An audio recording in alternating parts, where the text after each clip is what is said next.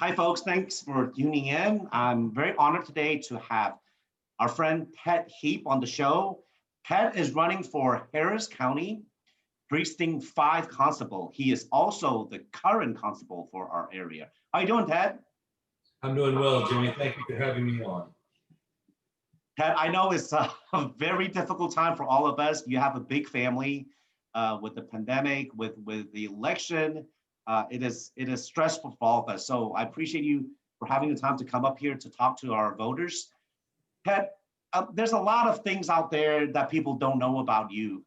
I really want you to be able to tell our viewers what makes you stand out as not just as an officer, but as our friend, as a neighbor. Well, I think, Jimmy, that each and every one of us, regardless of what we do for a living, regardless of whether or not we're running for office, we have to be true to ourselves. I mean, we have to like who we see in the mirror in the morning. And, I tell the young officers that I'm swearing in that when this badge becomes your identity, then you have a problem. I mean, I look at this as a spoke in the wheel of who we are as people. This is what I do for a living. But I'm also a father, I'm a grandfather, I'm a person of faith, I'm a neighbor, I'm somebody's son. So this makes up who we are. So to me, this is about, when you said, what do I want people to know about me? I want them to know that regardless if I'm in a uniform or if I'm worshiping or if I'm at a Special Olympics event, whatever the case may be, I want them to know that it's the same person. That this is about service. It's about serving our community. And I think that when we realize who is in our community and who constitutes our community, then we're all going to be a lot better off. I mean, you've been in this community for all your life, 50 some years living in Harris County Precinct 5. You've been a police officer for nearly 37 years. When you signed up, you just wanted to be an officer. You didn't know that it entailed you have to run for office. You have to win elections now, because that's not what you're about. You're somebody that's dependable. You work. I know this because the people that you've hired since you've been in office have been open to our community, to Asian American community, to all minority communities. We know who you hired. They are very active. They listen. We have access, and you could hear our concerns. And the numbers doesn't lie. It's you've done a good job. And then you mentioned that being a deacon and also being involved in Special Olympics. Why don't we talk about being a deacon? Because I don't think I know any other constables or police chiefs or sheriffs in our area that is a deacon in church. That's a great honor. Well, it is. I was ordained back in 2003.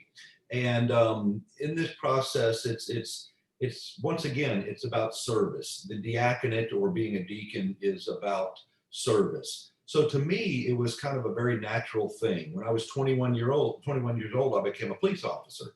So at 21, I had a desire to make a difference and to serve the community. So this really kind of played into it. I got to a place in my life where I was saying, what is it that God has in store for me next? I'm serving the community in this lay position. And then he led me through a lot of discernment to being able to serve his holy people, throughout the church.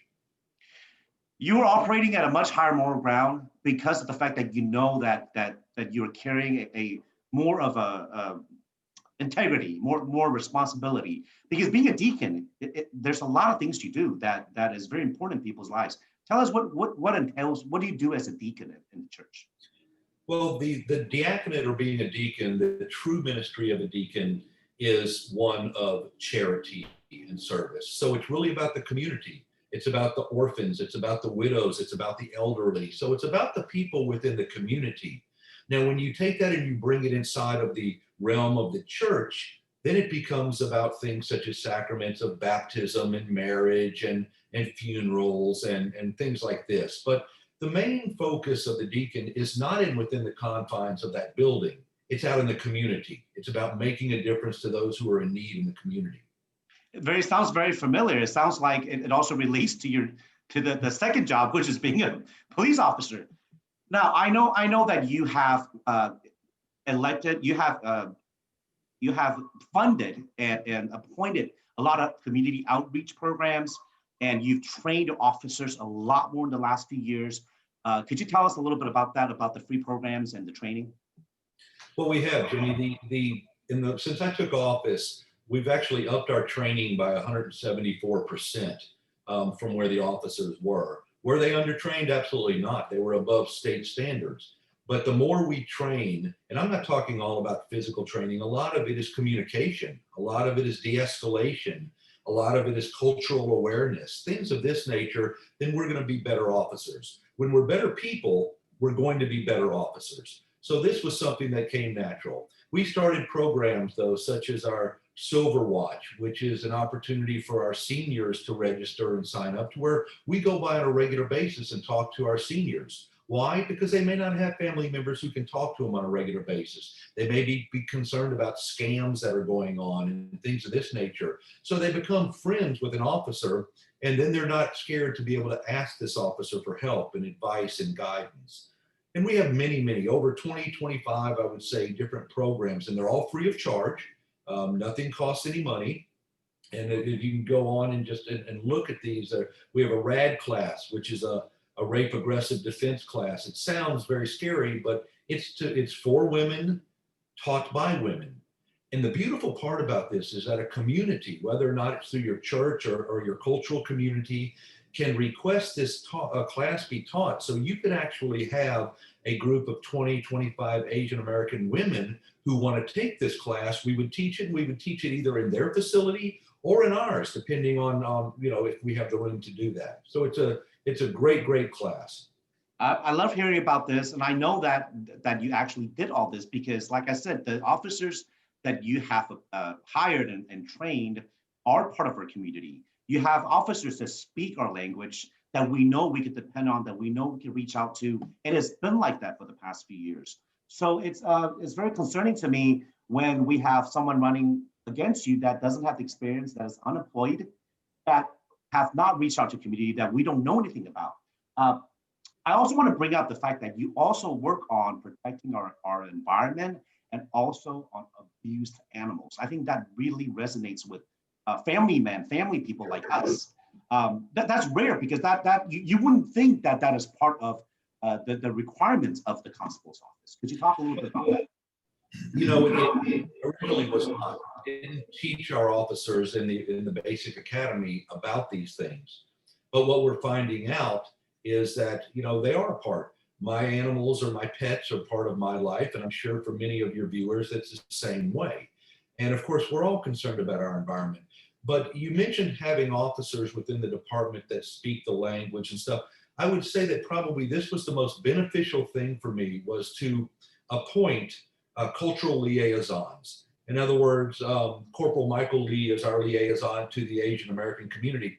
And Michael is able to bring back to me concerns of the community, needs of the community. He's able to take what we do in our department and be able to bring that to the community. Sometimes it's through a language barrier that we break those ties, but it's also because of cultural ignorance. And when we as officers better understand the cultural lifestyle of somebody, then we can better serve them.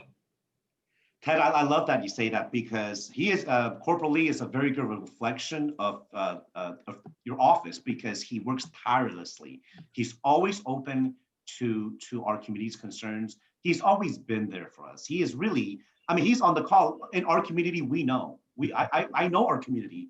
He's somebody that's dependable, and that represents your office. So now that comes to the fact that is very concerning to me. You've been an officer for 37 years, up until last few years, because this office requires you to run for it.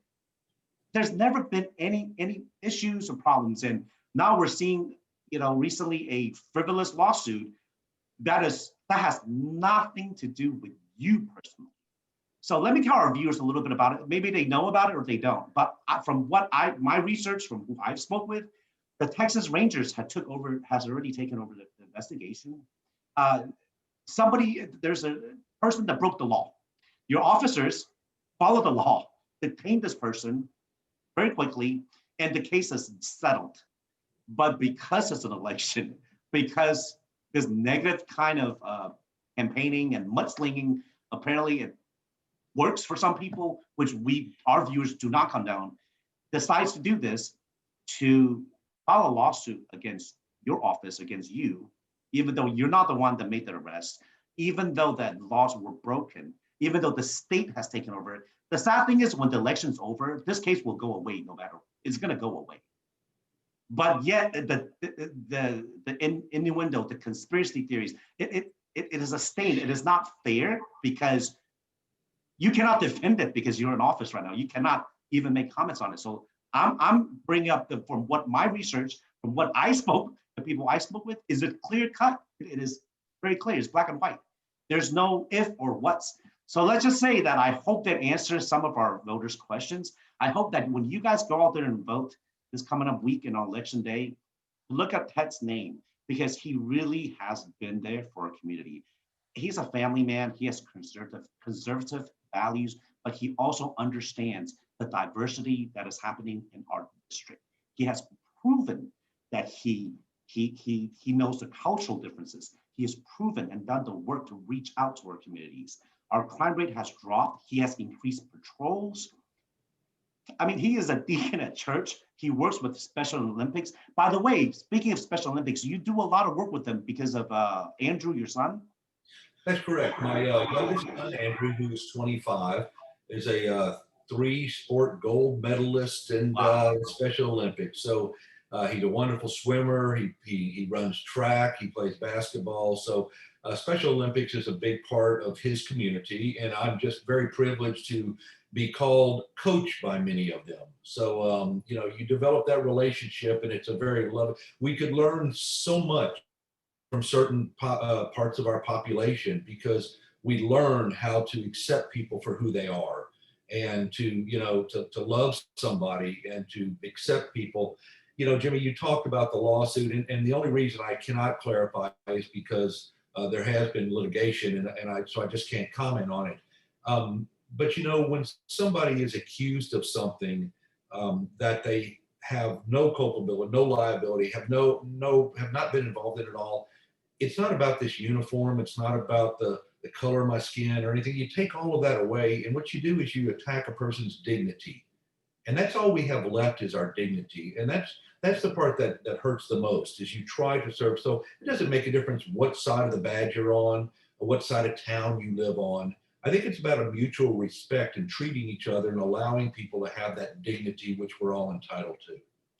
I love what he just said. You've always shown a lot of compassion and empathy for everyone that lives in your district, in Harris County Precinct 5.